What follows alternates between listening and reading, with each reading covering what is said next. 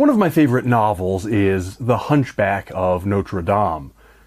I do always love a character with a twisted backstory.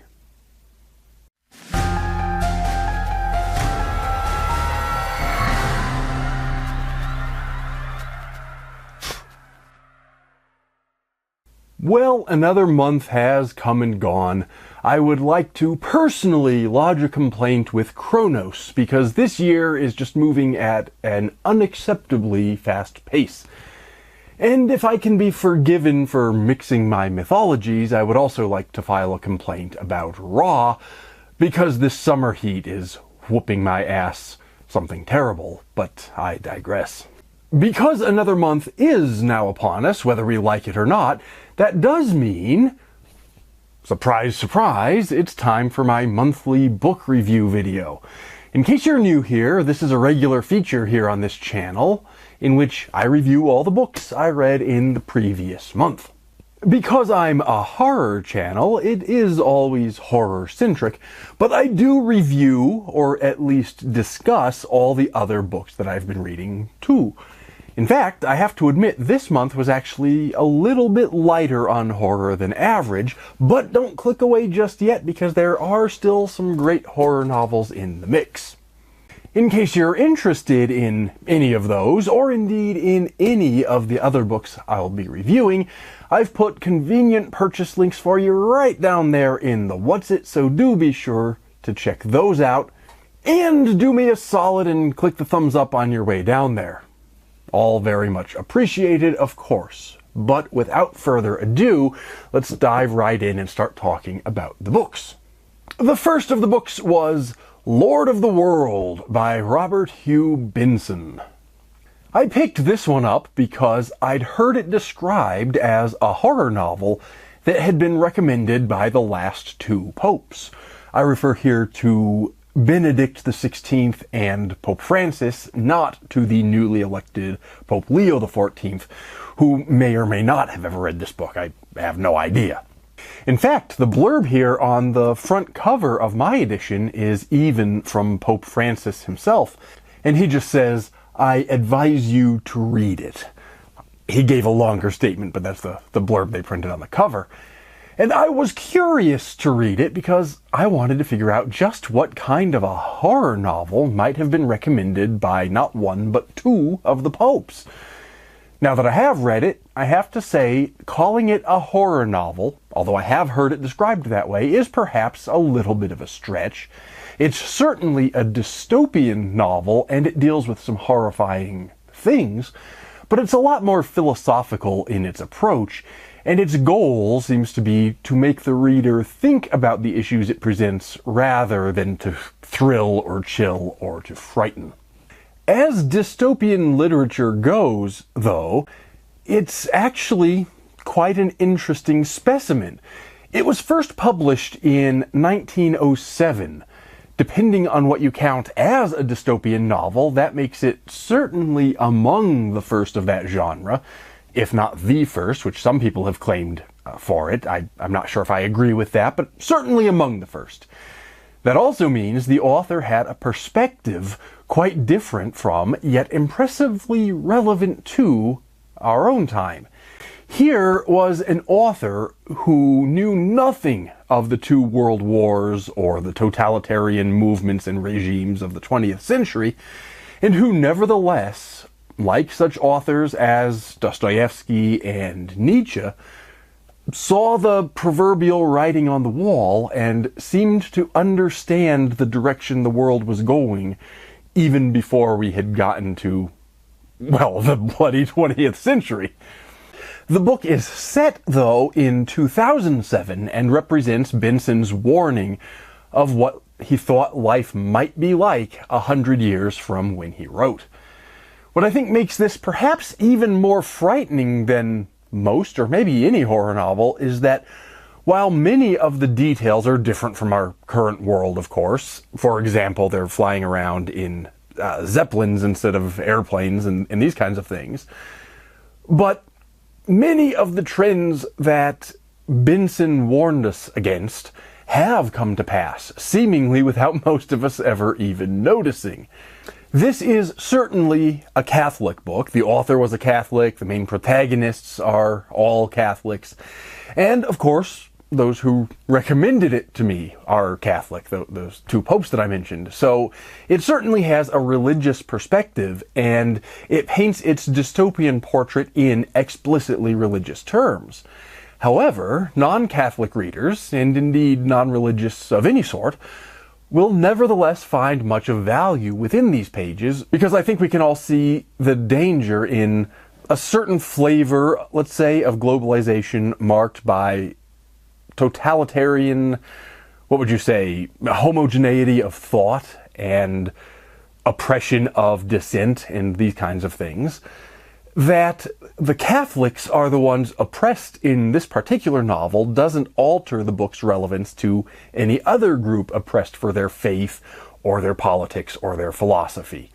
Indeed, one can easily see this book as having predicted certain elements of the Holocaust, if only one just substitutes Judaism for Catholicism. The only trouble in that sort of analysis is that the real history turned out to be so much worse than even this dystopian vision could have predicted. Unlike many more modern dystopian works, though, this is not an action-packed, real page-turner of an exciting sort of a novel. As I mentioned earlier, it's much more philosophical in its approach. The bulk of the book's length consists of either individual characters' inner monologue as they come to terms with the various events depicted, or deep and lengthy conversations between two or a few of the characters. Nevertheless, while no one scene will ever really get the blood racing, the novel, taken as a whole, remains an exciting work of literature for the way it gets these little gray cells turning. The writing style might not always appeal to readers accustomed to livelier prose, but the book more than compensates for some stylistic weaknesses, or at least a stylistic, let's say, understatement, with a cast of characters that, while perhaps not always fully fleshed out on the page, invariably seem genuinely realistic and human. Even the tale's antagonists, with the possible exception of the main antagonist, and even then I think an argument could be made, even the novel's antagonists come across as generally well-intentioned people who just happen to have been convinced by the wrong arguments. That always makes for a richer reading experience than the sort of mustache-twirling villain who seems to do evil for its own sake rather than for some misguided but genuine motivation. All in all, I'd classify it as a flawed but almost prophetic literary accomplishment that will please a wide range of audiences, including Catholics, horror fans, dystopian literature readers, and those interested in the historical developments of the 20th century, in particular the rise of totalitarian regimes. The next two in my reading were a deviation from the horror genre, but actually seem to fit with some of the themes of the previous one, because these ones are about the Catholic Church and about Catholic doctrine. And this was a really weird rabbit hole I happened to tumble down, all because of a news article I read toward the beginning, middle, sometime around then of the month. Specifically, the article told me about a new bill that just passed and was signed into law in the state of Washington. Not my state, but the article came across my desk anyway. And this law would require priests to break the confessional seal and report confessions of certain types of crimes to law enforcement authorities. Of course, that set the Catholic world all a-Twitter, and I do mean a-Twitter in the more literal sense, because all the Catholics that I have followed on social media were up in arms about this, because the bishop in Washington and a bunch of other clergy essentially said that the seal of confession is so sacred to them that they'd willingly go to prison rather than to follow this new law. I already knew all of that, and so whatever your religious beliefs or political opinions might be, and whether you're Catholic or not, and whether you support this law or not, none of that was particularly surprising to me. But what caught my interest and what sent me down that rabbit hole was another article I read, which pointed out that the governor who signed the bill was himself a Catholic, and so the author of this particular article was suggesting that he could or should be excommunicated for signing such a bill. Now, this is a horror channel, so I'm not going to tell you what you should think about any of these issues. That's not what we're on about here. I'm just talking about what books I read. I'm not really even going to tell you what I think about these issues. I do have opinions, but that's not what we're on about here. But this thinking, this controversy was what set me down this intellectual rabbit hole, because I knew that a priest could be excommunicated for breaking the confessional seal, but this other article that I read suggesting that the governor could be, I just didn't know the answer to that. I wasn't sure if a politician could be excommunicated for passing legislation calling for a priest to do something for which the priest could be excommunicated. So I wanted an answer to that question, and I posted that question on social media in a couple places. I asked some people. I did some web searches looking for articles and all these things, and I couldn't find a well-reasoned scholarly discussion of the matter anywhere on the internet. I found plenty of people calling for this politician or that to be excommunicated for this offense or that, and I found other people defending them and saying that the church shouldn't get into these political issues, and at fair points on whatever sides. But I couldn't find the answer to the sort of legalistic question that I was looking for. So down the rabbit hole I went to study the sacrament of confession and the rules surrounding excommunication. And so that's what these two books are. The first book I read along those lines was the Pocket Guide to the Sacrament of Reconciliation from Ascension Press. This is a small little book. It's intended for the lay audience to explain what confession is, what it's for, and how to do it properly. Presumably this is aimed at those considering conversion to the church or recent converts. It does discuss some issues such as the confessional seal, however briefly, but it doesn't really go into the kinds of legalistic arguments that I was interested in. So, while it's probably a very useful book if you are a Catholic and you're studying the sacraments, or if you're interested in Catholicism and you want to learn about why they do what they do, and indeed, it's quite interesting in that respect, but it didn't really contain what I was looking for. So then I pulled out the big guns and I dusted off my copy of the Code of Canon Law. Because that is the code of law that governs the entire Catholic Church, it's a lengthy text to start with. This particular edition is even longer because it contains the entire code in its official Latin language alongside an English translation, and it also has annotations and cross-references to almost every clause in the Code of Canon Law. At first, I figured I would just look up confession and excommunication. It does have a very useful index. But as I started reading those entries, two thoughts quickly came to me. The first was that the answers to my question were not going to be easy to find by isolating just one or two relevant clauses. There was not one line in the Code of Canon Law that said, this governor can be excommunicated, or no, he can't. Instead, I was going to have to read a much broader selection of clauses in the law to be able to see how the Code of Canon Law functions as a unified whole. And the second realization was that as long as I was reading that much anyway, I might as well just read the whole book and call it one of my books for the month. So that's exactly what I did. I actually sat my tuchus down, poured myself way too much caffeine, occasionally an adult beverage, and read all 2,000-ish pages of the entire Code of Canon Law. I don't necessarily recommend this exercise unless you're a bishop or a canon lawyer or something along those lines, but I'm glad I did it because it gave me some interesting insights into how the church functions, not necessarily on a religious level, but on an administrative, legal sort of a level.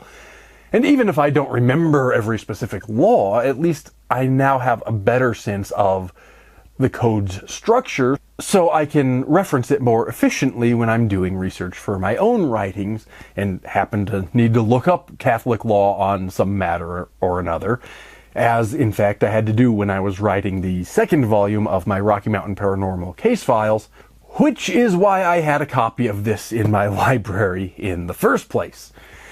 Anyway, I'm sure some of you are wondering what answer I finally came to. Even though I'm not sharing my political opinions, that's an objective, true or false kind of a thing. And the answer is, there isn't a good answer. Because I don't think the authors of the Code of Canon Law ever quite anticipated the exact circumstances to come out of this case in Washington.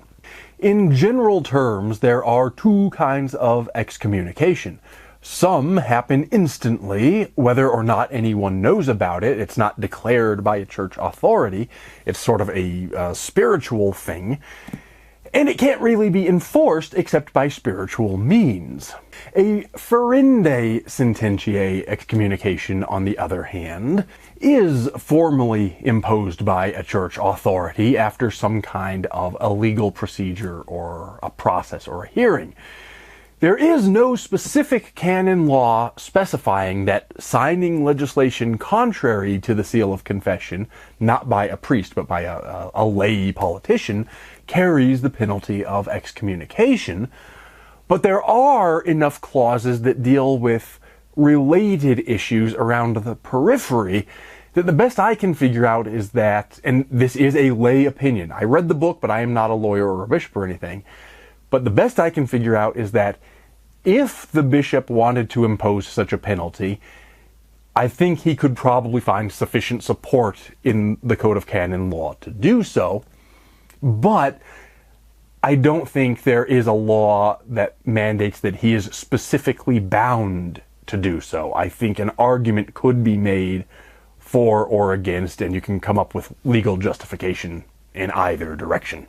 Anyway, that's what I've got. It made for some quite interesting reading, actually both of these did, but as often happens when I tumble down some weird, obscure intellectual rabbit hole, I never quite got the explicit answer I was looking for or hoping for.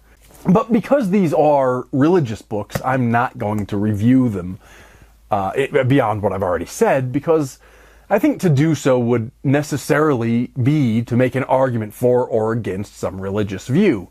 In this case about the sacrament of confession, or in this case about the canon law. And that's not what we're about here on this channel. We do talk about, sometimes when it's relevant to what we're talking about, we'll talk about a religious issue or a political issue intellectually as an exercise like we've just been doing, but I'm not trying to convert anyone to or away from any religion or political view. Those are arguments for another time and another place. But enough of that, let's get back to fiction, which I did return to next. Still carrying on with my dystopian reading, because apparently that's the kind of mood I was in last month. I went and reread Aldous Huxley's Brave New World.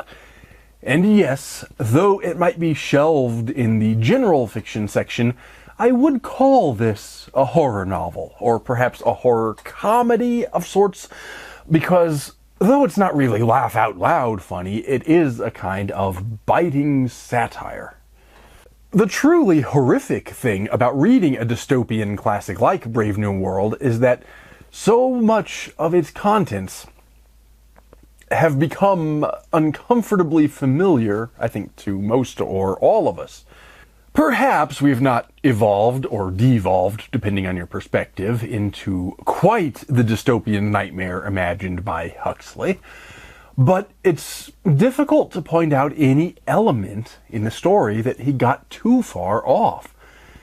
No, we're not all grown in laboratories and destined to work in particular classes of employment for all of our lives, but our prospects do seem to be largely determined by our upbringing and education, so there's at least a hint of truth to it.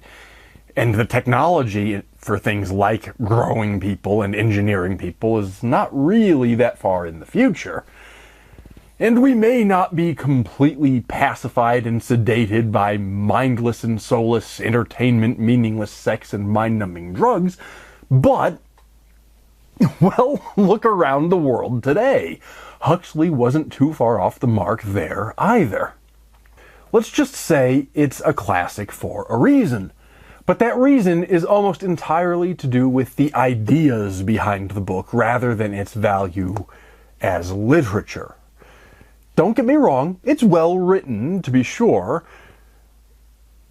A review upon the book's release from the New Statesman, which is quoted in my edition's back matter, pointed out that Huxley himself never really seemed interested in the story of the novel so much, but only in the ideas of it. At the time, that was meant as a harsh criticism and as part of an overall negative review.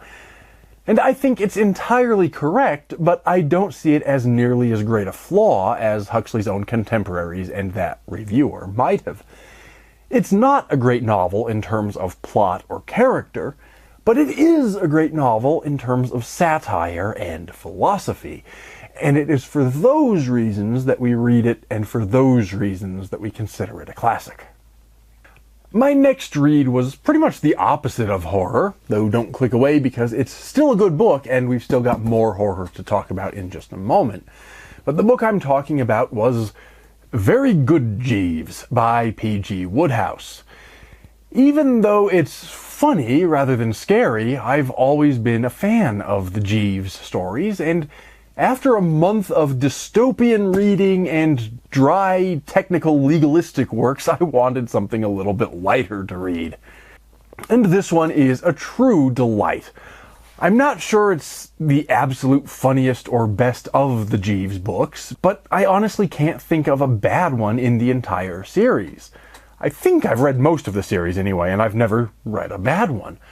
Wodehouse was one of the truly great comic writers. Indeed, even the preface to this book provides some delightful humor, treating the reader to detailed instructions concerning how to purchase the book's predecessors in the series, complete with a hypothetical conversation between customer and bookseller, rendered in both English and French. Rather than a novel, this book, as do many of the other Jeeves books, consists of a series of largely standalone stories, but all featuring the same main characters and many of the same rotating cast of side characters for which the series is well known. Though this is the third or fourth, depending on which ones you count, of the Jeeves books, it's just as good a place to jump in as any of the others if you've never read these stories before. And for someone like me, who is quite familiar with Wodehouse's comedy and the Jeeves stories, it's just as good as any to spend a few hours of light entertainment to stimulate the mind, tickle the funny bone, and refresh the soul. Sometimes this sort of almost theatrical comedy set to print instead of on stage is just what the doctor ordered. Next, and finally, I read these two books at the same time. Y'all know that sometimes I keep one fiction and one non-fiction book going simultaneously, and this month was no exception, at least toward the end of the month. But these ones actually went together. One was a horror novel, and I'm going to leave that one for last so that we close out this review on our favorite genre. But I should just mention that from its description, I knew it had something to do with a character who had dementia. And I've mentioned before on this channel and elsewhere that dementias are, to me, just about the most frightening diseases in the world.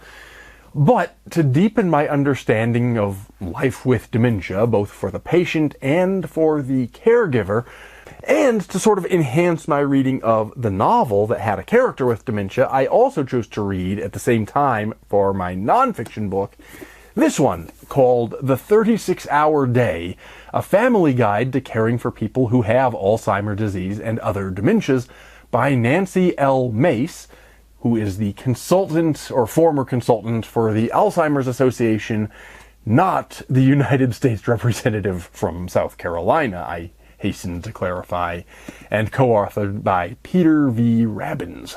This is basically a guide for family members and other non-professional caregivers who are living with or taking care of someone with Alzheimer's disease or other forms of dementia. And it's important to clarify that other forms of dementia part, because as the book makes clear, these are not all exactly the same thing and shouldn't be treated exactly the same way. Some advice applies to all dementias equally, and others are specific to particular variations. Some advice applies to multiple stages from beginning to end of the progression of the dementia, and others are very specific to specific stages. Others still vary from case to case and family to family. There's no way a single volume could contain everything one needs to know about dealing with these insidious illnesses, but this one presents a valiant effort to do just that by offering a good blend of general and specific points of advice and following up with everything you need to know in order to find the additional resources you will inevitably need if you happen to find yourself in that unenviable position of caring for a family member or somebody else in your life with such an illness. If I were to offer a word of criticism, I'd say that much of the book's advice ought to be self-evident, though perhaps some of it bears saying anyway, if for no other reason than to help the reader understand that others are dealing with the same kinds of issues and behaviors and challenges. And then quite a bit of the book ends up a little bit on the repetitive side. But that may be in part because similar advice applies in the different individual situations dealt with in different chapters. So if it does repeat itself, that's because the same formula is equally applicable in multiple places. That said, when reading it cover to cover instead of turning only to specific relevant chapters, one does sometimes wish the authors had dedicated some of those pages to new information instead of repeating the old. Be that as it may, I still would consider this to be an excellent book on the whole. Most of my reading about dementia to date, and there has been some, this is not a new subject to me, but most has to date been on the more technical side from the psychological or psychiatric perspective. And so it was quite useful to dive into this one with its more familial and human lay person's approach. Now don't get me wrong, this is one of the most depressing books I've ever read. And I can say, I think without fear of contradiction, as a dyed-in-the-wool horror nerd, this is also one of the scariest books without even trying to be. But it's not all doom and gloom either. This book will genuinely help families dealing with dementia to know, at least to a certain extent, what to do and what resources are available to them. A brief word of advice of my own, though. If you're reading this book because you think you need it, rather than just out of curiosity, I would strongly recommend that you should buy it and read it sooner rather than later.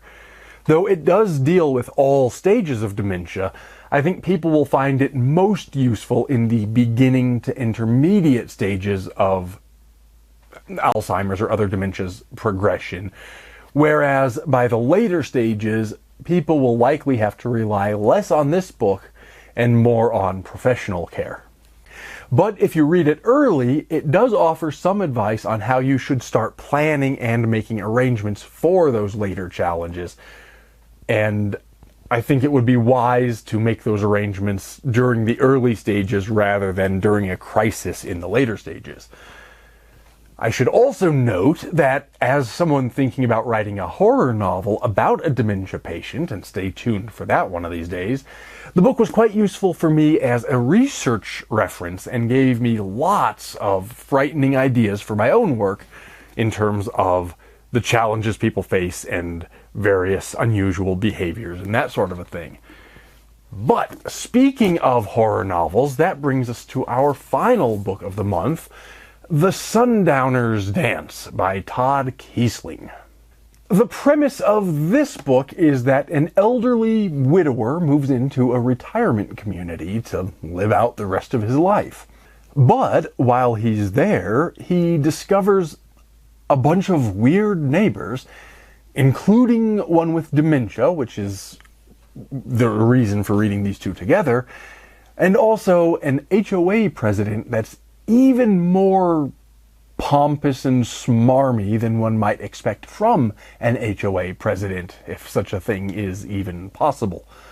But as things progress, it quickly becomes clear that this isn't just an HOA, it's some kind of a cult.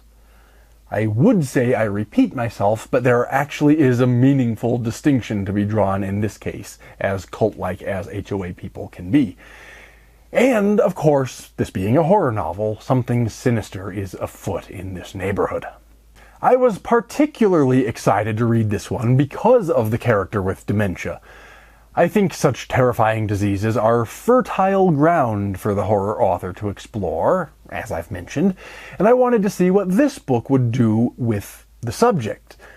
On that, I was partly satisfied and partly disappointed. I thought the portrayal of dementia was strong and well written, but though it was an important piece of the plot, I thought it didn't get quite the attention it deserved. Instead, it was overshadowed a bit by the HOA subplot, which, to be fair, is perhaps an equally frightening disease, albeit a legal one rather than a medical one. That this particular HOA is served up with a side dish of Lovecraftian horror is both a literary bonus and somehow just seems appropriate when we're discussing homeowners associations. To be sure, a lot of this book's elements are quite familiar. I've never read a book that combined this particular blend of elements in this particular way before, but it does make heavy use of some established tropes, and so it tends a little bit toward the predictable side of things. Your mileage may vary on that note depending on whether or not you read quite as much horror as I do, but though I did find the destination ultimately predictable in all but the smallest of details, I quite enjoyed the story, and I enjoyed the journey to get there, and I found it a real treat to read. And so there you have it. That's what I read this May. Since we are now a couple days into June of 2025, I've already started the next month's reading, and I can tell you right now, I'm not going to spoil what the books are, but there's going to be some stuff you're going to want to know about, so do be sure you subscribe and ring my bell so you don't miss out. I would also appreciate if you would give me the thumbs up and let me know down in the comments what y'all have been reading and whether I should pick up any of those books for myself or not. Don't forget, if you're interested in any of these books, I've put purchase links for you right down there in the What's It, so you can get copies for yourself while also giving me some credit and supporting my work here on this channel, all of which is, of course, very much appreciated. All that said, it's time for me to sign off, so until next time, take care and stay scared.